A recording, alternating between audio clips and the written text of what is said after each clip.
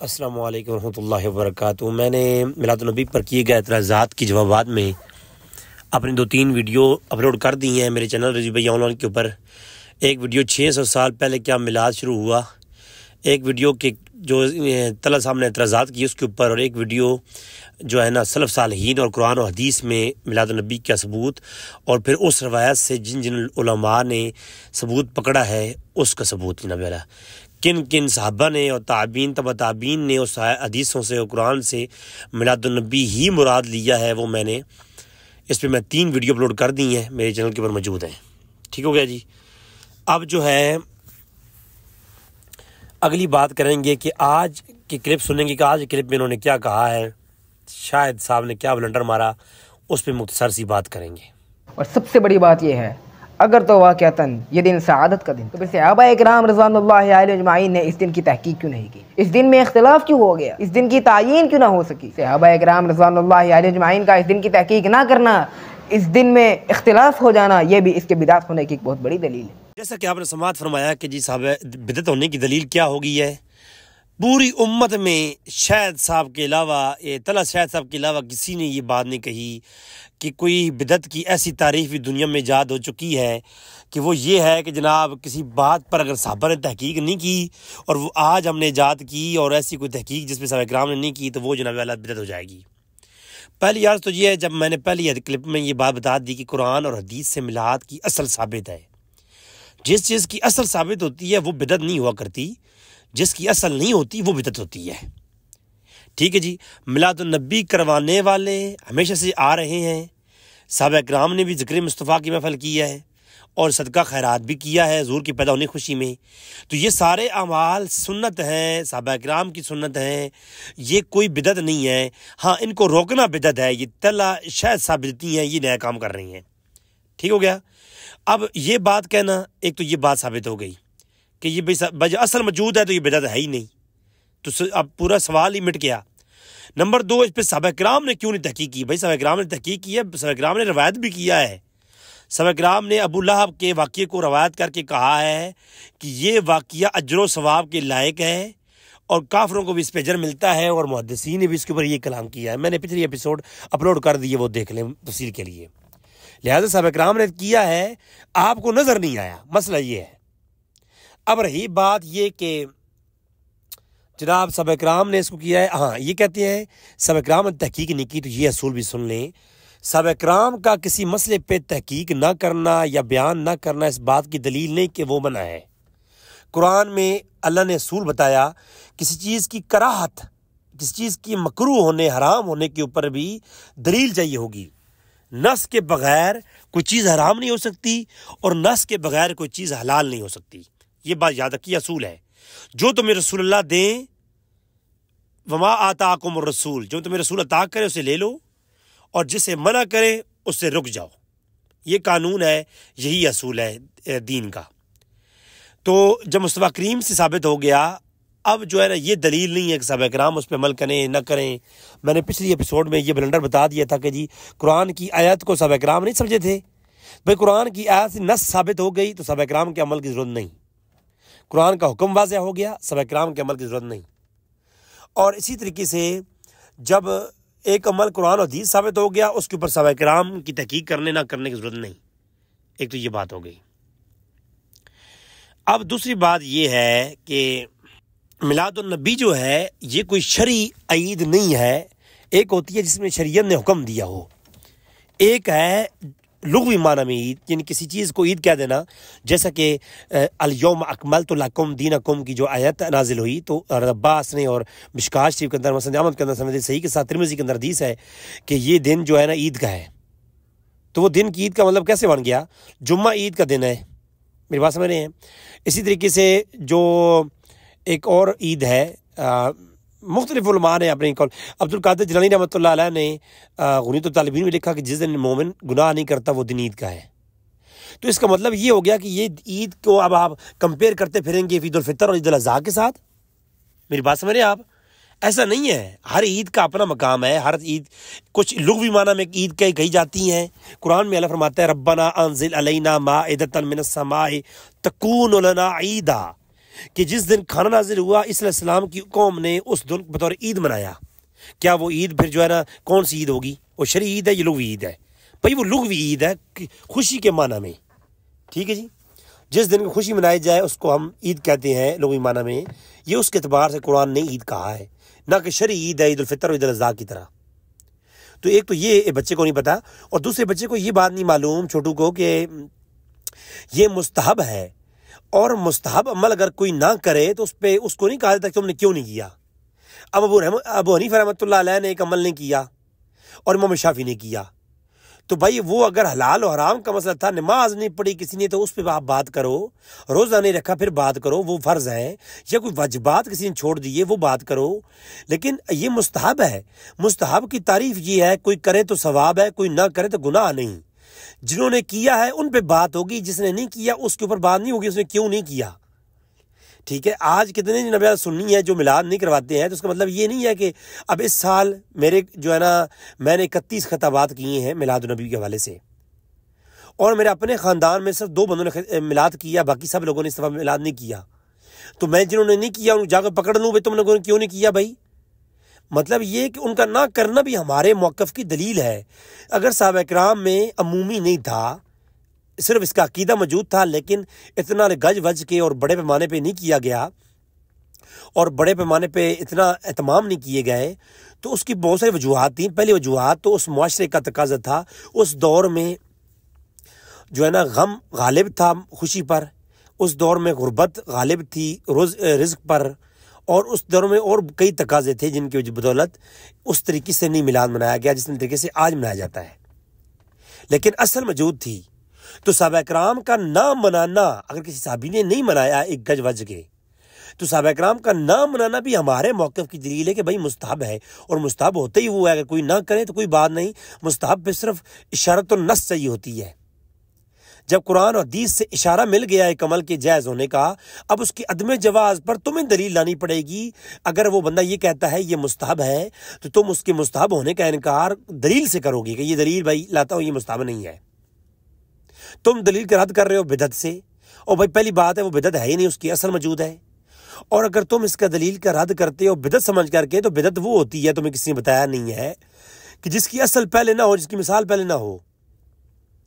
जबकि मिलाद की मिसाल तो पहले मौजूद है, कई एतबार से मौजूद है, मैंने पहली वीडियो मेरी देख लें। तो लिहाजा बच्चे, सहाबा इकराम का ना करना भी इस बात की दलील है।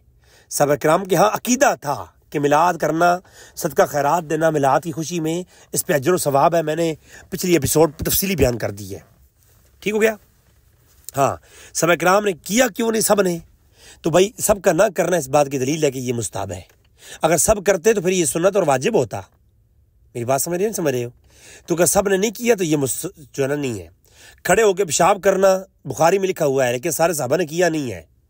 अब तुम कहो जी, अगर किसी को उज़र के तहत फतवा दे बंदा कि जनाब रसूलुल्लाह ने खड़े होकर पेशाब किया है, सही बुखारी में है, तो अगर कोई बंदे का उज़र हो वो खड़े होकर पेशाब कर ले, अब तुम कहो जी कि ये बिदअत है क्योंकि इसके ऊपर सहाबा इकराम का अमल दिखाएं। तो मेरे भाई ये ऐसे नहीं होता। मुस्तहब होने के लिए दलील चाहिए होती है, और दलील नस से इशारतन मिल जाए, उसके मना करने पर आपको दलील चाहिए। आपका दावा है बिदअत है, बिदअत नहीं है क्योंकि उसकी असल मौजूद है, ठीक है जी, मेरी बात समझ रही है। और हमारा दावा है मुस्तहब है, तो सहाबा इकराम ने अगर नहीं किया, आबाज ने, या इस तरीके से रहज नहीं था, तो वो हमारे मौक़िफ़ की दलील है, तो हमारे मौक़िफ़ की नहीं है। हम तो खुद कह रहे हैं मुस्तहब है। जब मुस्तहब है तो मुस्तहब कोई करे तो सवाब है, जो करेंगे उनसे पूछोगे तुम, जो नहीं करते उनकी दलील नहीं बनेगी। मेरी बात आज समझ आ रही है ना मेरी जान? और तुम्हारा ये कहना जी इस दिन में इख्तलाफ हो जाना, इस दिन में इख्तलाफ हो जाना, ये बहुत बड़ी दलील। किसने कहा है तुम्हें इख्तलाफ हुआ है? ये किसने कहा है? मिलादुन नबी हजूर के पैदा होने की खुशी करने के दिन पर किसी का इख्तलाफ हुआ ही नहीं है, तुम्हें किसने कह दिया है? पिछली मेरी वीडियो जाकर देखो, मैंने पूरी उम्मत दिखा दी है। पूरी उम्मत एक तरफ है और तुम एक तरफ दुम हिला रहे हो। पूरी उम्मत एक तरफ। तुम बताओ ना तुम्हारे मौक़िफ़ की दलील क्या है? मेरे मौक़िफ़ की दलील मैंने आपको बताई, कुरान की सूरह यूनुस की आयत नंबर 58 और उसकी तफसीर मैंने दिखा दी। मेरी मौक़िफ़ की दलील इन्नल्लाह व मलाइकतहु युसल्लूना अलन नबी। मेरे मौक़िफ़ की दलील वज़कुरू निअमतल्लाहि अलैकुम इज़ कुंतुम आदाअन फ़अल्लफ़ बैन फ़ी क़ुलूबिकुम व अस्बहतुम बिनिअमती इख़वाना। हजूर नेमत उज़्मा है, हजूर सबसे बड़ी रहमत और फजल है। हजूर को अल्लाह का फजल और रहमत समझ करके हजूर के पैदा होने की खुशी करना ये कुरान से साबित है। और इन्नल्लाह व मलाइकतहु युसल्लूना से मुराद क्या है? सही बुखारी में है, इससे मुराद ये है कि अल्लाह ज़िक्र मुस्तफ़ा की महफ़िल सजाए हुई है फरिश्तों के अंदर। तो हजूर के पैदा होने की खुशी में महफ़िल सजाना, ये मैंने कुरान से दलील दी है। और सदका खैरात करना मैंने सही बुखारी से दिया है। उम्मे हबीबा, हज़रत अब्बास और इमाम बुखारी का ये अकीदा था कि हजूर के पैदा होने की खुशी में अबू लहब ने जो है ना सदका खैरात किया, उसने ग़ुलाम आज़ाद किया, तो अल्लाह उसको अजर दे रहा है। और इस पर मैंने इमाम इब्न हजर, इमाम शम्सुद्दीन अल-जज़री, इमाम अब्दुर्रहमान इब्न जौज़ी, अबू अब्दुल्ला मोहम्मद बिन अब्दुल वहाब नजदी खारजी, तुम लोगों का बाप, वो सब के मैंने हवाले लगा दिए हैं पिछली एपिसोड में कि ये इस बात की दलील है कि काफिर को अगर अजर मिलता है तो मोमिन को भी अजर मिलता होगा। और सहाबा इकराम ने इसको रवायत किया है। सहाबा इकराम का रवायत करना, उम्मे हबीबा का रवायत करना, ये बात साबित हो गया कि सहाबा इकराम के पास भी ये अकीदा था कि हुजूर के पैदा होने की खुशी में सदका काफिर भी करें तो उनको भी अजर मिलता है। हाँ जी, तुम भी अगर करो ना तो ये तुम्हारे लिए है कि अबू लहब अगर जो है ना वो उसको मिल रहा है अजर, तो तुम भी करो, तुम्हें मिलेगा। और हम मोमिनों के लिए है, हम करते हैं तो हमें तो बतौर अजर है ना। ठीक है, तो ये हो गया कुरान और हदीस और सहाबा इकराम से, तो इनमें इख्तिलाफ था ही नहीं। सहाबा इकराम के बाद दौर किसका आता है? ताबीन, तबा ताबीन का। उसके ऊपर मैंने दलाइल पेश कर दी ऑलरेडी। और जनाब अब्दुर्रहमान इब्न जौज़ी ने 2 किताबें लिखी हैं उसके बाद मिलाद के उन्वान पर, 1100 साल पहले की हैं। अबू तब मल्ला अमर अब्न अब्दुल मल्ला हैं, दाहिया कलबी हैं, उनसे लेकर मुल्ला अली कारी 1174 हिजरी शाह वलीउल्लाह तक, अब्दुर्रहमान इब्न जौज़ी से लेकर शाह वलीउल्लाह तक मैंने मिलाद के तज़किरे दिखा दिए फैज़ुल रहमान में। और शाह वलीउल्लाह के वालिद तो हर साल करते थे मिलाद। तो मैंने सहाबा इकराम, कुरान, सहाबा इकराम से लेकर पूरी उम्मत का कौल, 500 उलमा, पिछले एपिसोड में आप जाकर देखो, मैंने 500 उलमा जो है मेरे पास मौजूद है, जिनमें से मैंने मोटे मोटे पेश कर दिए थे पिछले एपिसोड में। तो पूरी उम्मत एक तरफ खड़ी हुई है, तुम एक तरफ दुम हिला रहे हो। तुम बताओ तुम्हारे मौक़िफ़ पर किसकी दलील है? उम्मत में वो एक शख्स बताओ जो मुतकदमीन में से हो, आलिम दीन हो, मुहद्दिस हो, आलिम हो, मौर्रिख हो, या एक सहाबी रसूल दिखाओ, या जनाब अल्लाह के रसूल की कोई हदीस दिखाओ, या कुरान की एक आयत दिखाओ जिसमें यह हो कि हुजूर की पैदा होने की खुशी नहीं मनानी है जी, या किसी ने इनकार किया हो। पूरी उम्मत मिलाद के उन्वान पर किताबें लिखती आई और इसको जवाज़ कहल रही। कुरान की वही आयत करीमा जो मैं दलील बना रहा हूँ उनको दलील बनाती आई है। अब्दुर्रहमान इब्न जौज़ी कुरान समझे या तुम समझे? मुझे ये बताओ। इब्न कसीर ने मिलाद में किताब लिखी थी, तुम समझे हो या वो समझे हैं? तो पूरी उम्मत एक तरफ है और तुम एक तरफ हो। इसका मतलब ये है तुम अपनी इस्लाह करो। तुम बिदती हो, तुम खुद एक, तुम देख घूमती फिरती चलती फिरती एक बिदत हो। तुम्हारी ज़ात ही एक बिदत है, क्योंकि तुम्हारी ज़ात, तुम्हारी सोच के पहले बंदे नहीं थे पूरी उम्मत में। 1400 साल का इस्लाम की तारीख एक तरफ और तुम एक तरफ। अपनी फिक्र करो पहले भाई। तो इस दिन में कोई इख्तिलाफ नहीं था, तुम्हारी ये कॉल भी झूठा है। क्या ईद उल फितर के दिन में भी कोई इख्तिलाफ है? ईद उल अज़हा के दिन में भी कोई इख्तिलाफ है? नहीं, इख्तिलाफ होता ही उसी चीज़ में है जो बिदात हो। रसूलुल्लाह के बाद, सहाबा इकराम रिज़वानुल्लाहि अलैहिम अजमाइन के गुजर जाने के बाद, कुरून सलासा के बाद, खैरुल कुरून के बाद ईजाद की गई है। ये बड़ा अजीब और गरीब इस किस्म का बंदा है जी। कहता है इख्तिलाफ होती ही उसमें है जो बिदअत है। ये कौन सा दलील आ गई भाई? पूरी उम्मत में ये बकवास पूरी दुनिया उम्मत ने किसी ने किया। ये तो फिरौन या बुला भी ये काम नहीं कर सका जो ये कर रहा है। मुझे ये बताएं, रफ़ीदैन में इख्तिलाफ है, ये बिदअत है? हाथ छोड़ के पढ़ने नमाज, हाथ बांध के पढ़ने, सीने में बांधने, इसमें इख्तिलाफ है, ये बिदअत है? उसके बाद रसूलुल्लाह सल्लल्लाहु अलैहि वसल्लम के कई आमाल हैं जिनमें इख्तिलाफ है, क्या वो सारी बिदअत हैं? ओ भाई, अल्लाह के रसूल ने एक अमल किया, उसके कई तुर्क सहाबा किराम से रवायत हुई है, तो लोग करते हैं, सारे करते हैं, ठीक हो गया। तो इसमें इख्तिलाफ है ही नहीं। इख्तिलाफ हो जाना बिदअत की निशानी नहीं है भाई। इख्तिलाफ पूरी उम्मत में, इख्तिलाफ तो रहमत है। जो इख्तिलाफ होता जाएगा सारी बिदअत होती जाएगी। अस्तगफिरुल्लाह, इख्तिलाफ रहमत है, इख्तिलाफ बिदअत नहीं हुआ करती है। बिदअत की तारीफ ये है जो रसूलुल्लाह के ज़माने में ना हो, जो रसूलुल्लाह के अमल से साबित ना हो, वो हर अमल बिदअत है। बिदअत सुन्नत की जिद है, जैसे आग की जिद है पानी, जैसे मुसलमान की जिद है काफिर, इस तरह बिदअत की जिद है सुन्नत, और सुन्नत की जिद है बिदअत। अब जो इस चीज़ में इख्तलाफ हो जाए क्या वो बिदअत है? अबू बकर उमर के दरमियान इख्तलाफ हो गया कुरान पाक के जमा होने पर। सही बुखारी में है, कैफ़ तफ़अलू शैअन लम यफ़अलू रसूलुल्लाह सल्लल्लाहु अलैहि वसल्लम। ऐ अबू बकर तू वो काम कैसे करेगा जो रसूलुल्लाह ने खुद नहीं किया? अब ये इख्तलाफ हो गया, बड़ा सख्त इख्तलाफ हुआ। मेरी बात समझ रहे हैं? हत्ता कि वो समझाते रहे और आखिर में आकर के अबू बकर सदीक की बात उमर फ़ारूक समझ गए। तो ये भी बहुत बड़ी जहालत है कि जनाब वाला अच्छा कहते हैं ईद उल फितर में इख्तलाफ है। अच्छा जी, ये ऐसी है जैसे कोई कहे जी कि फ़र्ज़ कफ़ाया जो नमाज जनाजा है उसको उठा के कोई जनाब वाला पढ़ दे किस दिन, वो ईद वाले दिन पढ़ जाए, और ईद पढ़ानी हो ना तो जनाजा वाले दिन आगे बढ़ा दो, है जी। ये ऐसी है कि निकाह वाले दिन आगे कोई जुमा बढ़ा दे। ओए उल्लू के पट्ठो, किधर से पैदा हो गए हो? फ़र्ज़ का मकाम अलग है, फ़र्ज़ के नीचे वाजिब है, वाजिब का मकाम अलग है, वाजिब के नीचे सुन्नत है, सुन्नत का मकाम अलग है, सुन्नत में फिर मौक़दा है, गैर मौक़दा है, दोनों के मकाम अलग हैं। उसके बाद सुन्नत के बाद है मुस्तहब और का मकाम अलग है, मुस्तहब से नीचे है मुबाह, फिर मुबाह का अलग जो मकाम अलग है। ओए उल्लू के पट्ठो, किधर से पैदा हो गए हो तुम लोग भाभियों? ये बात समझो, ईद उल फितर क्या है? वो सुन्नत है और बाज़ उलमा ने उसको वाजिब लिखा है, और वाजिब को तुम मुस्तहब के साथ मुकाबला करवा रहे हो। किसने कहा है कि ईद उल फितर की तरह जनाब वाला? हम तो ईद उल फितर से अफजल एक और ईद है जुमे को मानते हैं, जुमा ईद उल फितर से भी अफजल है। मिशकात शरीफ में हदीस है कि ईद जुमा जो है ईद का दिन है, क्योंकि आदम अलैहिस्सलाम पैदा हुई हैं। जिस दिन आदम पैदा हुई है वो जुमा ईद का दिन, हम तो जुमे को अफजल मानते हैं ईद उल फितर से।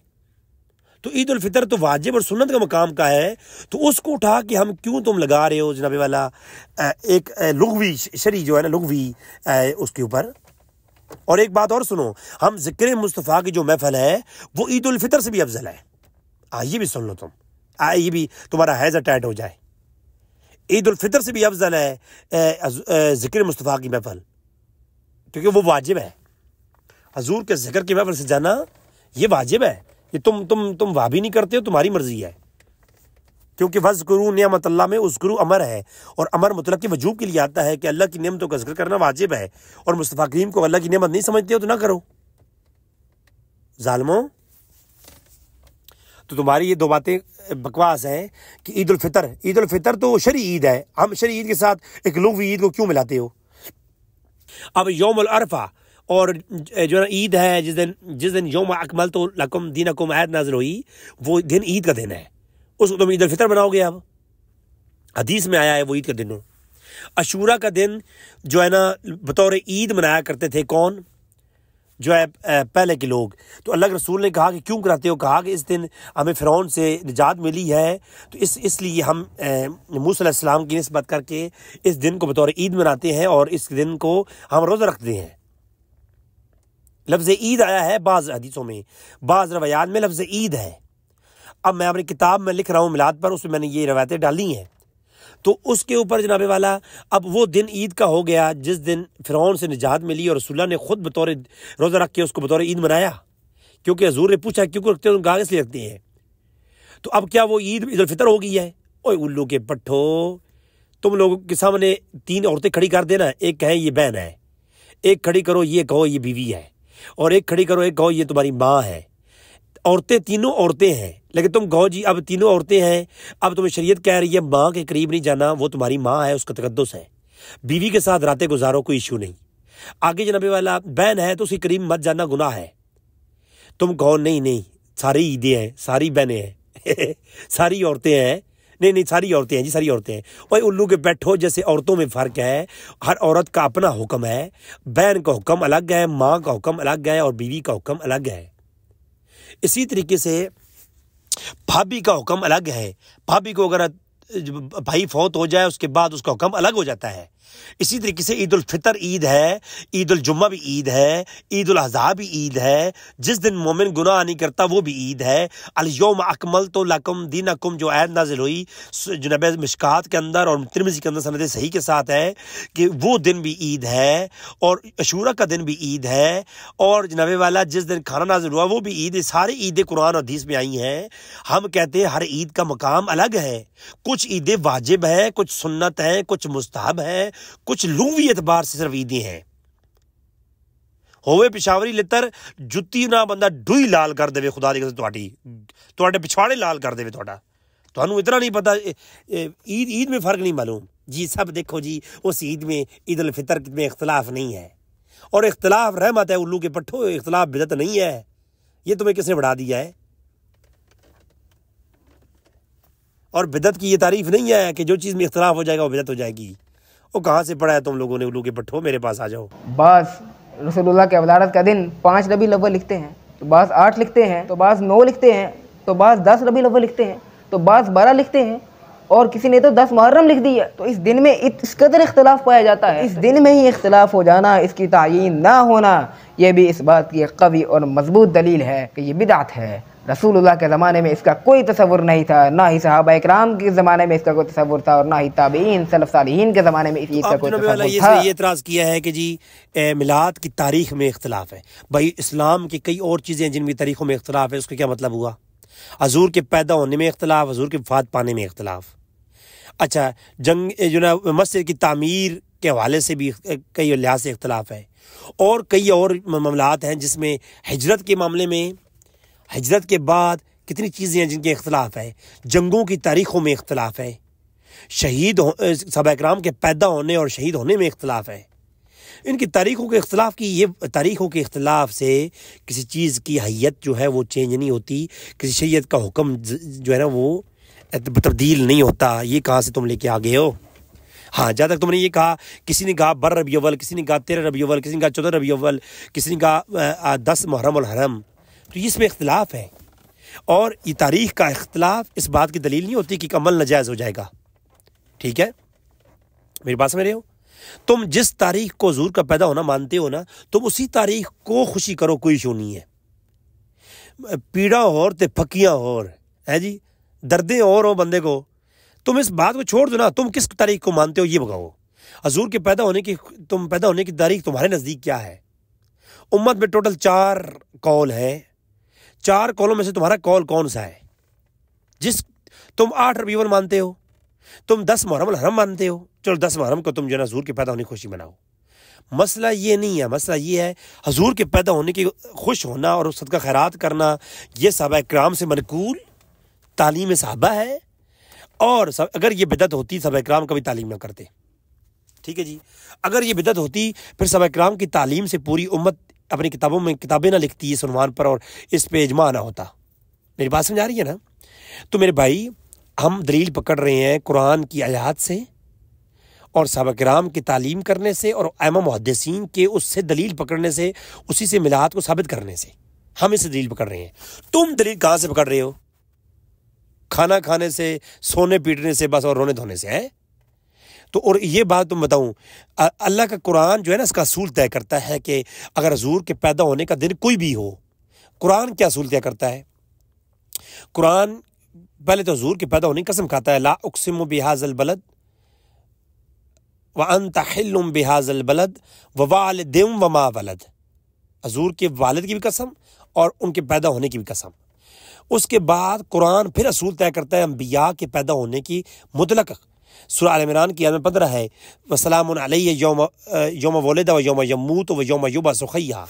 अगर नबी पैदा हो, सलाम हो नबी पर, मालूम हो गया कि नबी पर सलाम पढ़ना भी अल्लाह की सुन्नत। यौम वुलिदा, और नबी के मिलाद के दिन पर भी सलाम। यौम यमूत, जिस दिन दुनिया से पर्दा फरमाया उस दिन पर भी सलाम। व यौम युबअसु हय्या, जिस दिन दुनिया में दोबारा उठाया जाएगा उस दिन पर भी सलाम। सूरह मरियम की आयत 33 में अपने मुतल्लिक नबी कहता है, वसलामुन अलैहि यौम वुलिदतु व यौम अमूतु व यौम उबअसु हय्या, कि अल्लाह जो है ना फरमाता है कि नबी अपनी तरफ कहते हैं कि सलाम हो मुझ पर, और जिस दिन मैं पैदा हुआ उस दिन पर भी सलाम, जिस दिन दुनिया से पर्दा फरमाया उस दिन पर भी सलाम, और जिन उठाया जाएगा। आज ये भी बात मालूम हो गई कि नबी का मिलाद 12 रबीउल अव्वल को हो और नबी का विसाल भी 12 रबीउल अव्वल को हो, ये जिस दिन विसाल हो उसी दिन वफात हो, तो कानून ये है कि हर दिन पर सलाम है। नबी आए तब भी सलाम, नबी जाए तब भी सलाम है। ठीक है, मेरी बात समझ आ गई है ना? और नबी का सोग मनाना भी हराम है, क्योंकि 3 दिन से ऊपर उम्मती का सोग मनाना हराम है। तो जो है ना, नबी का सोग कैसे मना सकते हैं? तो सोग का जवाब ही नहीं है, तो फिर क्या बचा पीछे? सलाम बचा। तो अल्लाह की सुन्नत एक ही है, नबी के जाने पर सलाम पढ़ना है, नबी के आने पर सलाम पढ़ना है। अब वो बर रबीउल अव्वल हो, जिसके नज़दीक जो कौल भी हो वो उसके ऊपर खुशी करे, ठीक है। और हम तो, हमारे अहले सुन्नत का ये मौक़िफ़ नहीं है कि सिर्फ बर रबीउल को मिलाद में ना हो, ये तो मैं किसी गलत बता दिया। हम तो कहते हैं कि मुसलमान का हर दिन ही, जिस दिन वो चाहे ज़िक्र आमद मुस्तफ़ा करे। पूरा साल मिलाद की महफ़िलें होती हैं और हम करवाते हैं, और मैं खुद शिरकत करता हूँ, मेरे खिताब होते हैं। समझा नहीं आ रही है? तो ये तुम्हारा झूठ है। हम तो किसी तारीख के साथ हुज़ूर के मिलाद को मुख्तस करते ही नहीं है। हाँ, बर रबीउल अव्वल मशहूर है, ये भी सुन लें, जनाब आला तमाम उम्मत के यहाँ मशहूर है। रजब अल-हम्बली ने अल-लताफ़ अल-मारिफ़ के अंदर भी और दीगर किताबों में एक बड़ी इस पर फहरिस्त है, मैं क्लिप बनाऊंगा अलग से कि हुज़ूर के पैदा होने की तारीख कौन सी है। तो मजमा अलैह इत्तफ़ाक़िया बर रबीउल अव्वल हुज़ूर का मिलाद है।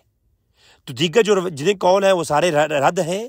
जो मुतफ़िक़ा कौल है उम्मत का वो बर रबीउल अव्वल है, और बर रबीउल अव्वल हम गज वज के सबसे ज़्यादा मनाते हैं मिलाद। बाकी तो होता ही होता है ना, ये दिन ख़ुसूसी हमारे लिए ईद है, इसमें कोई शक नहीं है। अगर आदम अलैहिस्सलाम के पैदा होने का दिन ईद है ना, जुमे का दिन, तो फिर हम जनाब वाला जिस दिन कुरान की एक आयत नाज़िल हुई वो दिन ईद का है ना, तो जो है ना आदम और आयत कुरान की आयत से मुस्तफ़ा करीम अफजल है। अगर जनाब वाला थोड़ा सा खाना नाज़िल हुआ तो कुरान कहता है सूरह अल-माइदा नंबर 14 में वो दिन ईद का है, तो मुस्तफ़ा करीम उस खाने से अफजल है। हाँ जी, तो वो ईद है। ये तुम्हारी बात का जवाब हो गया। लिहाजा हम तारीख़ों के ऊपर इंसार नहीं करते हैं, हम हकीकत पे इंसार करते हैं। जामे तिरमिज़ी में बाब मा जा फ़ी मिलादुन नबी, ये इस बात की दलील है कि हुज़ूर के मिलाद के ज़िक्र करना कि हुज़ूर पैदा हुए फ़लाँ तारीख़ को पैदा हुए, इतने साल के थे, इतने उनकी उम्र थी, इतने मौज़ात थे, कमालात थे, औसाफ थे, ये बयान करना ही मिलादुन नबी का असल है। ठीक है जी। और हुज़ूर पैदा हुई है ना, तुम भी मानते हो, मैं भी मानता हूँ, वो 1400 साल पहले पैदा हुई है। उनका पैदा होना इसका इनकार नहीं है, तो बस यही है, हुज़ूर पैदा तो हुई है ना। जो जिस दिन मानता है वो उस दिन खुशी करे, बस बात ख़त्म हो गई है। और मैंने बाकी दलाइल पहले, मैंने आज स्कैन कम लगाए हैं, आज मैं स्कैन नहीं लगाया इतने, बाकी स्कैन लगा के मैंने पहले एपिसोड में तुम्हारे दलाइल का जवाब दे दिया है। ये क्योंकि ये मेरी एपिसोड जो थी सिर्फ आपको आपकी ये ब्लंडरों का जवाब देना था।